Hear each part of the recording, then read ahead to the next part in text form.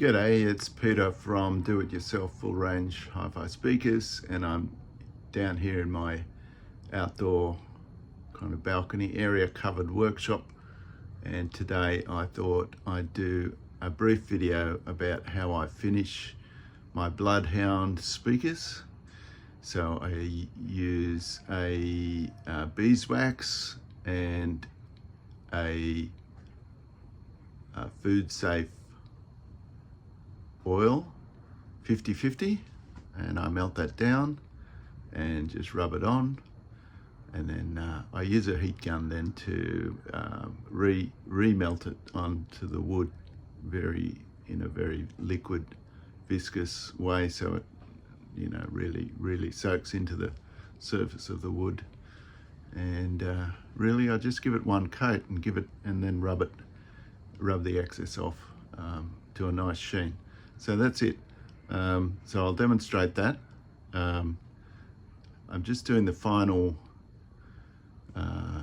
sort of sanded check on my speakers. I'll show you those now. So here they are, ready to coat. I've been really happy with the joins and the finishes. I haven't had to do any filling of any gaps. The biggest gaps I've got, I can't even see them now. I think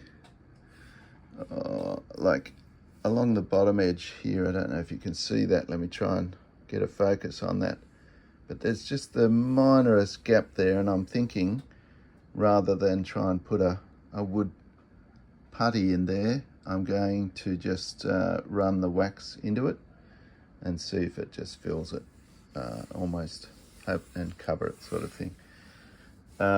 So when you're ready to go, just run your hands all over everything. Make sure there's no roughness. I've actually done the final sand on most of the cabinet with a 1000 grit, almost a polishing pad, using the Mirko sander at my wood club. And I've been loath to do any further sanding here because the finest I've got is a bit of Mirko 500. Sort of, these are scraps. There's a bit of a story behind that. And so but I have used them just on the corners, just to take off that kind of sharp edge. And they're really, quite nice and smooth now. So yeah, run your fingers over it. I did a little bit of sanding just in that little corner there where I've got a round over on the outside and the inside, and where they've come together there was a bit of a burr. So I've done that.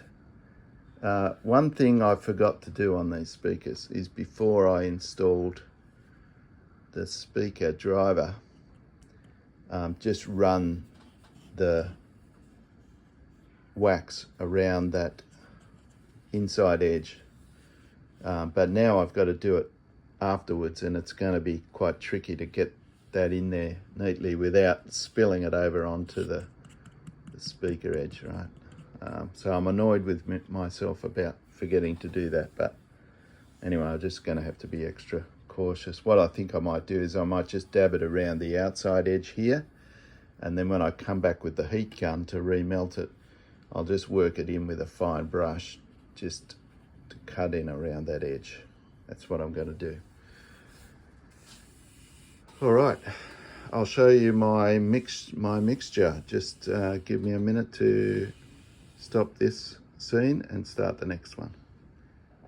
Okay, so here's the kit I used to melt the wax. I picked up this inexpensive camping stove from a thrift store, and it works perfectly. I think I paid about $10 for it. Or did I pick it up off roadside? I might have picked this one up off the roadside. The gas canisters, I got a steal on. I bought a packet of 3. They're meant to sell for $4 each, but when I scanned it through the register at the hardware, I got all pack of 3 for $4, so I'm pretty happy about that. Now, the wax I get from, the Food Safe oil I get from my wood club.